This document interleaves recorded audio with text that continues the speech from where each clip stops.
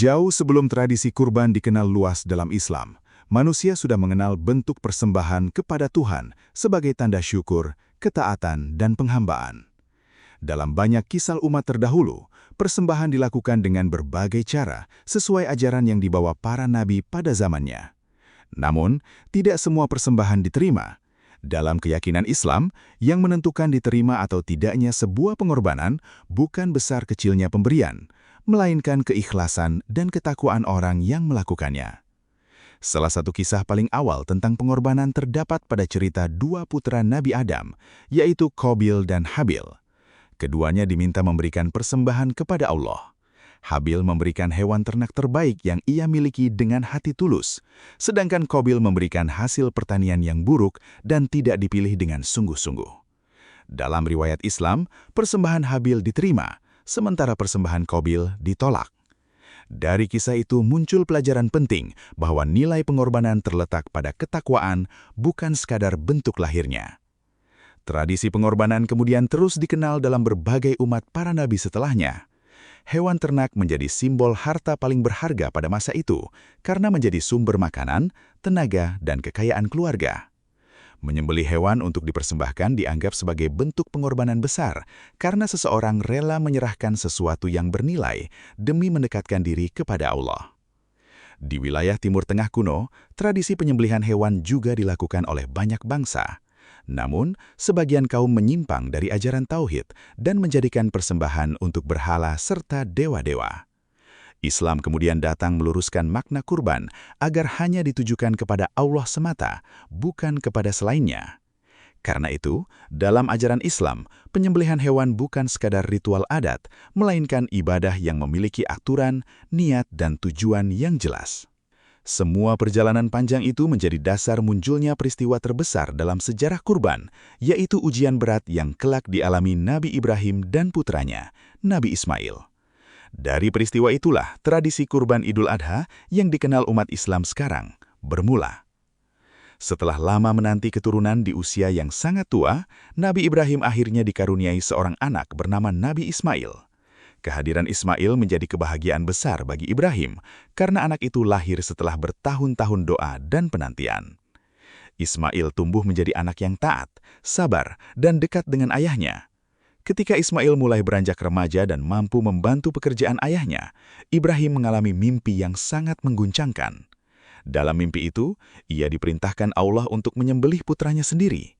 Mimpi tersebut datang berulang kali hingga Ibrahim memahami bahwa itu adalah wahyu yang harus dijalankan. Perintah itu menjadi ujian keimanan terbesar dalam hidupnya karena yang diminta bukan harta atau kekuasaan, melainkan anak yang paling ia cintai. Dengan hati berat, Ibrahim menyampaikan mimpi itu kepada Ismail. Di luar dugaan, Ismail tidak menolak atau melarikan diri. Ia justru meminta Ibrahim menjalankan perintah Allah dengan penuh kesabaran. Sikap itu menunjukkan besarnya keimanan keduanya. Mereka memilih taat meski harus menghadapi rasa kehilangan yang sangat besar. Saat hari pelaksanaan tiba, Ibrahim membawa Ismail ke tempat penyembelihan. Dalam beberapa riwayat disebutkan bahwa setan berusaha menggoda mereka agar membatalkan perintah tersebut, tetapi Ibrahim tetap teguh. Ketika pisau hendak dijalankan, Allah menghentikan peristiwa itu dan mengganti Ismail dengan seekor hewan sembelihan besar. Peristiwa tersebut menjadi tanda bahwa Ibrahim dan Ismail telah lulus ujian keimanan.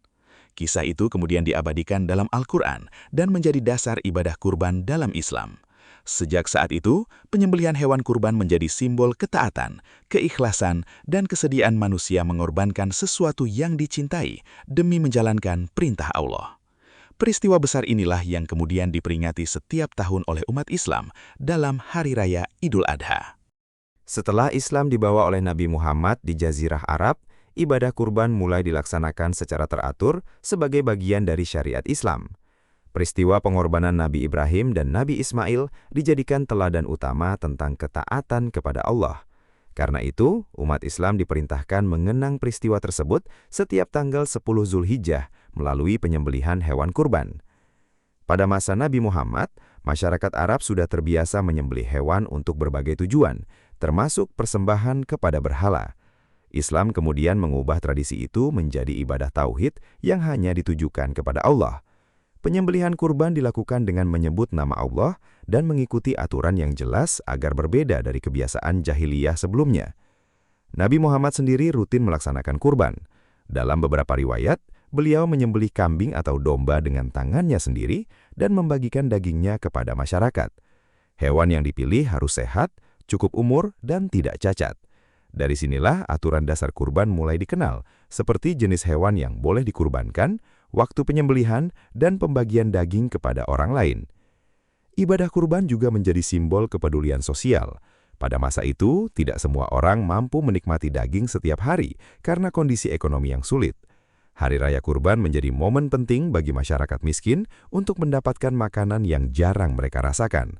Karena itulah pembagian daging kurban dianjurkan kepada keluarga, tetangga, dan terutama orang-orang yang membutuhkan. Seiring berkembangnya Islam ke berbagai wilayah, tradisi kurban ikut menyebar bersama dakwah para ulama dan pedagang Muslim. Meski budaya tiap daerah berbeda, inti ibadahnya tetap sama, yaitu mendekatkan diri kepada Allah melalui pengorbanan dan berbagi kepada sesama. Dari masa Nabi Muhammad inilah, kurban akhirnya menjadi salah satu tradisi terbesar dalam perayaan Idul Adha di seluruh dunia Islam. Seiring penyebaran Islam keluar dari Jazirah Arab, tradisi kurban ikut menyebar ke berbagai wilayah, seperti Persia, Afrika Utara, Asia Tengah, India, hingga Nusantara. Para pedagang, ulama, dan kerajaan Islam membawa ajaran tentang Idul Adha beserta ibadah kurban kepada masyarakat di daerah yang baru memeluk Islam. Meski budaya dan bahasa tiap wilayah berbeda, makna kurban tetap dipertahankan sebagai bentuk ketaatan kepada Allah dan kepedulian terhadap sesama. Di banyak wilayah Muslim, pelaksanaan kurban kemudian bercampur dengan tradisi lokal. Ada daerah yang menjadikan penyembelihan kurban sebagai acara besar masyarakat dengan doa bersama dan makan bersama. Ada pula yang mengiringinya dengan pasar hewan, arak-arakan, atau tradisi adat tertentu selama tidak bertentangan dengan ajaran Islam. Karena itu, suasana Idul Adha di tiap negara memiliki ciri khas masing-masing.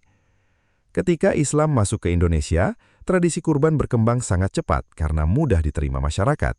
Hewan seperti kambing dan sapi menjadi pilihan utama karena sesuai dengan kondisi wilayah Nusantara.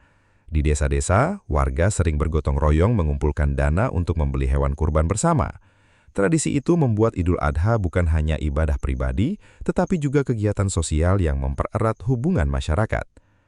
Pada masa kerajaan Islam di Nusantara, perayaan Idul Adha mulai dilakukan secara lebih besar.